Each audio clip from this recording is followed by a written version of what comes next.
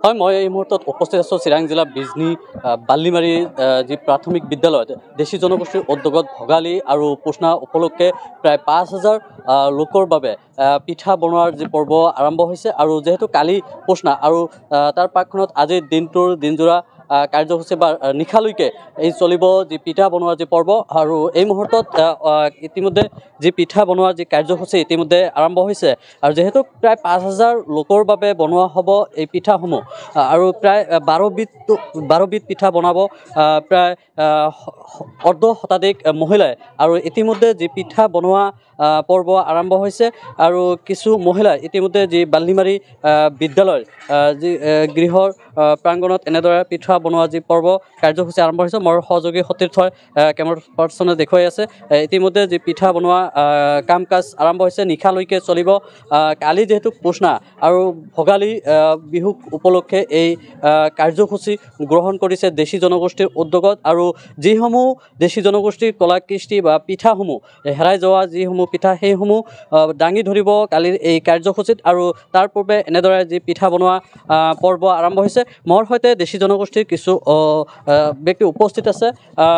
Sir, কি ক'ব, যিহেতু দেশী জনগোষ্ঠীয় বিভিন্ন পিঠা আছিলে আৰু এই পিঠাসমূহ হেৰাই যাবলৈ ধৰিছে আৰু আজি যি পুষ্ণা আৰু ভোগালী বিহু উপলক্ষে আপোনালোকে যিহেতু পুষ্ণা উদযাপন কৰে, আজি কেইবাটাও পিঠা বনোৱা পৰ্ব আজি আৰম্ভ হৈছে, কি ক'ব, কেনেধৰণৰ ব্যৱস্থা গ্ৰহণ কৰে? এইটো আমাৰ পুৰণি যিটো কালচাৰ আছিলে, দেশীসকল আচলতে converted Muslim from some indigenous group, tribal, Koch Rajbongshi, Rabha, Bodo. তো তেতিয়াৰ পৰা যিটো আমাৰ কালচাৰ আছিলে, আমাৰ মানুহবিলাক যেতিয়া ইয়াৰ পৰা ফালৰি কাটি ইছলাম ধৰ্মলৈ ৰূপান্তৰিত হ'ল, তেতিয়াৰ পৰা কিন্তু আমাৰ এই কালচাৰবিলাক লাহে লাহে হেৰাই যাব ধৰিলে। তো বহু বছৰ পিছত এইটো উপলব্ধি কৰা হ'ল আমাৰ দেশী মানুহৰ কিছুমান বুদ্ধিজীৱীয়ে, শিক্ষিত লোকসকলে, যাৰ ফলত তেওঁলোকে এইটো আকৌ পুনৰুজ্জীৱিত কৰাৰ কাৰণে এটা প্ৰচেষ্টা হাতত ল'লে। আৰু সেই মৰ্মে আমি যোৱা বছৰৰ পৰা, বিশেষকৈ যোৱা বছৰ আমি আমাৰ ইয়াত চিৰাং জিলাত কেন্দ্ৰীয়ভাৱে আমি পুষ্ণা উৎসৱ পালন কৰিছিলোঁ। আমাৰ ইয়াৰ মামুত এমি মাদ্ৰাছা বেদলাংখাইটিত। এইবাৰ কেনেধৰণৰ লৈছে পুষ্ণা, যিহেতু কালি কি কি থাকিব?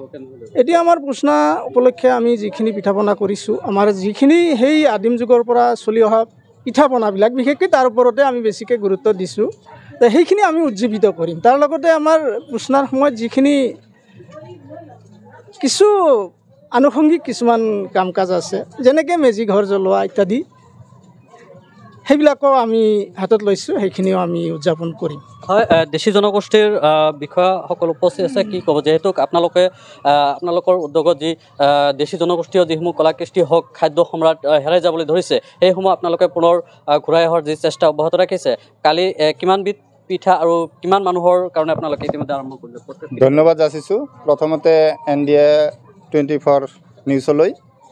আপোনালোকে যে আমাৰ দেশী জনগোষ্ঠী মঞ্চৰ পুষ্ণা উৎসৱত আহি আমাৰ যি পৰম্পৰা, ইয়াক উদ্ধাৰ কৰি আছোঁ আমি, আৰু তাক আপোনালোকে অহাৰ কাৰণে, এই সংবাদ লোৱাৰ কাৰণে আপোনালোকক প্ৰথমতে ধন্যবাদ জনাইছোঁ। আমি দেশী জনগোষ্ঠী মঞ্চ, আপোনালোকে সকলোৱে জানে, অবিভক্ত গোৱালপাৰা জিলাৰ পুৰণি ভূমিপুত্ৰ। আৰু আমাৰ যিবিলাক কালচাৰ ইতিমধ্যে নোহোৱা হৈ গৈছে, আমি লাহে লাহে এইবিলাক উদ্ধাৰ কৰি আছোঁ। আমাৰ এইবেলি বাল্লিমাৰী এম ই স্কুলত পুষ্ণা উপলক্ষে প্ৰায় ৫,০০০ মানুহৰ পুষ্ণা উপলক্ষে খাদ্যৰ কাৰণে পিঠা পনা আৰম্ভ কৰা হৈছে। প্ৰায় ১২বিধ পিঠা আমি তৈয়াৰ কৰি আছোঁ। আমাৰ এই অঞ্চলৰে, আমাৰ গাঁৱৰে মা ভনীসকল স্বতঃস্ফূৰ্তভাৱে ওলাই আহি জাতিৰ খাতিৰত আমাৰ জাতীয় উৎসৱ হিচাপত সকলোৱে পিঠা পনা বনাই আছে। আজি 15 তাৰিখ আমাৰ পতাকা উত্তোলন হৈছে, ইয়াৰ পিছতে খেল ধেমালি হৈছে। কালি ৰাতিপুৱা কি কি কাৰ্যসূচী আছে, কেনেধৰণৰ? কালি ৰাতিপুৱাই আমাৰ পুষ্ণা উপলক্ষে আমি আমাৰ অঞ্চলৰ মানুহখিনিক মাতিছোঁ, নিমন্ত্ৰণ কৰিছোঁ। তেওঁলোকে আহিব। পুষ্ণা উপলক্ষে সমূহীয়া হিচাপত আমি ইয়াত পিঠা পনা খোৱা হ'ব, ভোজ ভাত এসাঁজ হ'ব। 10টাৰ পৰা 2টা বজালৈকে আমাৰ এই ভোজ আয়োজন চলি থাকিব। মেজি জুইও জ্বলোৱা হ'ব, ৰাতিত মেজি জুই জ্বলোৱা হ'ব পুৱালৈকে। আৰু মেজি জুই জ্বলোৱাৰ কাৰণে আমি কেইবাটাও মেজি তৈয়াৰ কৰা হৈছে। হয়তো ইয়াত পিঠা বনোৱাৰ কাৰণে আমি দেখাব পৰা নাই, আমাৰ অলপ দূৰত বনোৱা হৈছে, সেইবিলাকো আমি কালি মেজি জ্বলোৱা হ'ব। আৰু বিশেষকৈ আমাৰ এইটো মানে দেশী জনগোষ্ঠী মঞ্চৰ পৰম্পৰা জাতীয় উৎসৱ। হয়, এনেদৰে মই কিছু দৃশ্য যি পিঠা বনোৱা যিসমূহ মহিলাসমূহ এই অঞ্চলৰ মহিলাসকল এনেদৰে ওলাই অহা পৰিলক্ষিত হৈছে। নিশালৈ যিহেতু চলিব, ইতিমধ্যে যি পিঠা বনোৱা পৰ্ব আৰম্ভ হৈছে। বিয়লি ভাগৰ পৰা আৰম্ভ এই কাৰ্যসূচী নিশালৈকে চলিব আৰু 12বিধ পিঠা, প্ৰায় 5,000ৰো অধিক লোক ইয়াতে সমাগম হ'ব।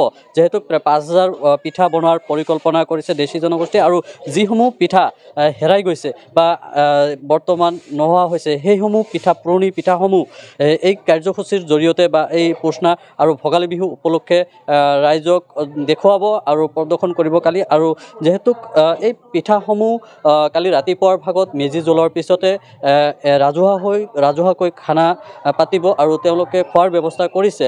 যিহেতু কালি ৰাতিপুৱাৰ ভাগতে ৰাজহুৱাভাৱে 5,000 লোক একেলগে খাব, মেজি জুই জ্বলাব, আৰু তাৰ পিছৰে পৰা যিসমূহ পিঠা বনাইছে এই পিঠাসমূহ প্ৰতিজন ব্যক্তিক দিব, খোৱাৰ ব্যৱস্থা কৰিব আৰু প্ৰদৰ্শন কৰিব। আৰু যিসমূহ দেশী জনগোষ্ঠীয় যিসমূহ পিঠা, হেৰাই যোৱা পিঠা, সেই পিঠাসমূহ আজিৰ এই কাৰ্যসূচীৰ জৰিয়তে দেখুওৱাৰ চেষ্টা কৰিছে দেশী জনগোষ্ঠীয় মঞ্চৰ উদ্যোগত। দুদিনীয়াকৈ অনুষ্ঠিত কৰা হৈছে যি পুষ্ণা।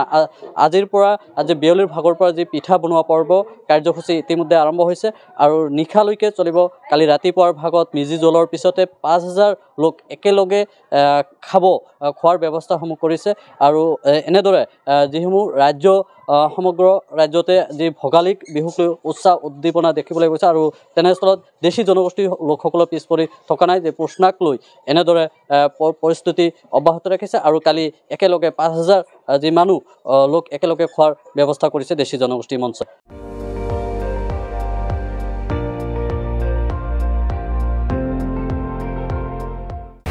আপুনি চাই আছে ND24, সৰ্বশ্ৰেষ্ঠ নহয়, সৰ্বোত্তমৰ দৌৰত।